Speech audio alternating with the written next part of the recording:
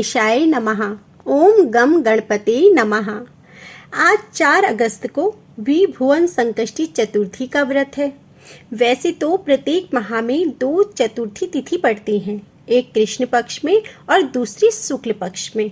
लेकिन विभुवन संकष्टी चतुर्थी का विशेष महत्व है क्योंकि यह पर्व 3 साल में एक बार आता है।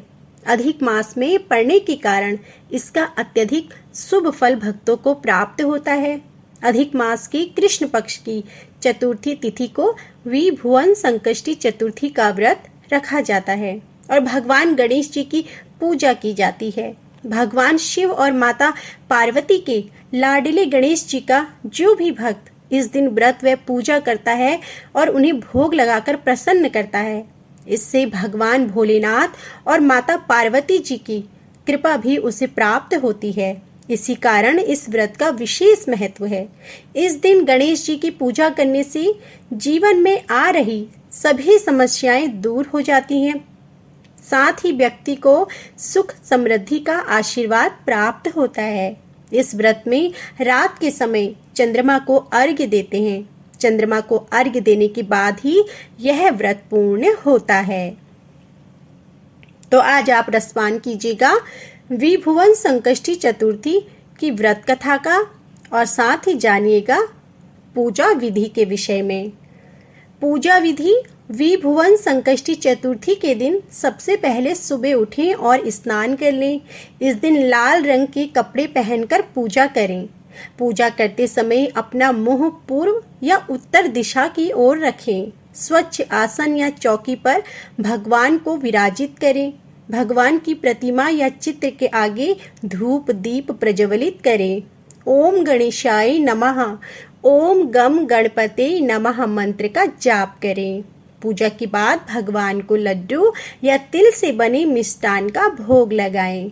लेकिन इस दिन तिल के लड्डू का भोग उत्तम माना गया है। इसके बाद पूरे दिन व्रत करें। दिन में गणेश जी के नाम का उच्चारण करते रहें। शाम को व्रत कथा पढ़कर चांद को देखकर अपना व्रत खोलें और इसके उपरांत किसी मीठे व्यंजन से उपवास को पूरा करें। अपना व्रत पूरा करने के बाद इस दिन दान जरूर करें। शास्त्रों में भगवान गणेश जी को विघ्नहर्ता के नाम से जाना जाता है।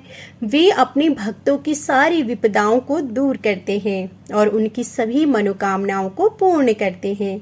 ऐसे में विभुवन संकष्टी चतुर्थी के दिन व्रत रखकर गणपति जी की पूजा आराधना करने से समस्त प्रकार की बाधाएं भी दूर हो जाती हैं। तो आइए रसपान कीजिए विभुवन संकष्टी चतुर्थी की व्रत कथा का। एक बार भगवान शिव तथा माता पार्वती जी चौपड़ खेल रहे थे। पार्वती जी ने खेल ही खेल में भगवान शिव की सारी वस्तुएं जीत ली। शिव जी ने जीती हुई वस्तुओं में से केवल गज चर्म वापस मांगा, पर माता पार्वती ने इस ओर विशेष ध्यान नहीं दिया। क्रुद्ध होकर महादेव जी ने कहा, अब मैं 29 दिन तक तुमसे बोलूंगा नहीं, और यह कहकर महादेव अंतर्ध्यान चले गए। पार्वती जी भी उन्हें ढूंढती ढूंढती एक घनघोर वन में जा पहुंची। उन्होंने वहां कुछ स्त्रियों को व्रत का पूजन करते हुए देखा। वे स्त्रियां विभुवन संकष्टी चतुर्थी का व्रत कर रही थी। पार्वती जी ने भी उन्हीं स्त्रियों के अनुसार वह व्रत करना आरंभ किया। उन्होंने अभी एक ही दिन व्रत किया था कि शिवजी उसी स्थान पर प्रकट हो गए। शिवजी ने पार्वती जी से पूछा, तुमने ऐसा क्या विलक्षण उपाय किया है जिससे मुझसे तुम्हारे प्रति उदासीन का निश्चय भंग हो गया? तब पार्वती जी ने विभुवन संकष्टी चतुर्थी का विधान शिवजी को बता दिया। पुनः शिवजी ने विष्णु जी ने ब्रह्मा को, ब्रह्मा जी ने इंद्र को तथा इंद्र ने राजा विक्रमादित्य को यह व्रत बताया। राजा विक्रमादित्य ने इसका वर्णन अपनी रानी से किया। रानी ने राजा की बात पर विश्वास तो किया नहीं, उल्टा निंदा करने लगी। इस कारण उसे कोढ़ हो गया। राजा ने तत्काल रानी को कहीं अन्यत्र चले जाने का आदेश दिया। ताकि उनका राज्य इस भयंकर रोग से बच जाए। रानी ने महल छोड़ दिया। वह ऋषियों के आश्रम में जाकर उनकी सेवा करने लगी। उसकी सेवा से प्रसन्न होकर मुनियों ने बताया कि तुमने गणेश जी का अपमान किया है, इसलिए जब तक तुम गणेश जी का पूजन व्रत नहीं करोगी, स्वस्थ नहीं हो पाओगी। उसने गणेश जी का पूजन व्रत आरंभ किया। 1 मास पूरा होते ही रानी स्वस्थ हो गई। रानी वहीं आश्रम में रहने लगी। एक बार पार्वती नंदी पर सवार होकर शिवजी के साथ उस वन से गुजरी। मार्ग में एक दुखी ब्राह्मण को देखकर पार्वती जी ने पूछा, हे ब्राह्मण, तुम किस लिए इतना विलाप कर रहे हो? ब्राह्मण ने उत्तर दिया, यह सब दरिद्रता की ही कृपा का फल है। दयालु पार्वती ने ब्राह्मण को भी विक्रमादित्य के राज्य में चले जाने का आदेश दिया। वहां एक वैश्य से पूजन की सामग्री लेकर व्रत पूजन किया। तुम्हारी दरिद्रता नष्ट हो जाएगी और तुम राज्य मंत्री बन जाओगे। ब्राह्मण ने वैसा ही किया। ब्राह्मण राजमंत्री बन गया। एक दिन राजा विक्रमादित्य उस ऋषि के आश्रम में आ पहुंचे जहां उसकी रानी रहती थी। रानी को स्वस्थ तथा निरोग देखकर उनकी प्रसन्नता का ठिकाना ना रहा। वे रानी को लेकर महल में चले गए।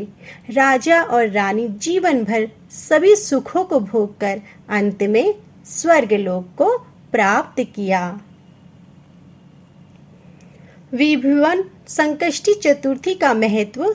पौराणिक कथा के अनुसार पांडव अज्ञातवास के समय कौरवों से छिपकर रह रहे थे। उस दौरान अपनी पत्नी द्रौपदी को कष्ट में देखकर वे दुखी थे। तब वेद व्यास जी के सुझाव पर उन्होंने विभुवन संकष्टी चतुर्थी का व्रत विधि पूर्वक किया। गणेश जी के आशीर्वाद से उनके सभी कष्ट दूर हो गए।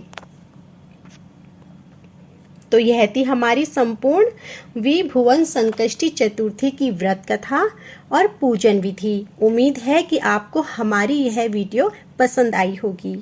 वीडियो पसंद आई हो तो कमेंट बॉक्स में श्री गणेशाय नमः जरूर लिखिएगा। वीडियो को लाइक कीजिएगा। चैनल पर नए हैं तो चैनल को सब्सक्राइब करके बेल आइकन दबाइएगा, जिससे कि आगे भी आपको ऐसी ही कथाएं समय पर और नियम से सुनने को मिल सके।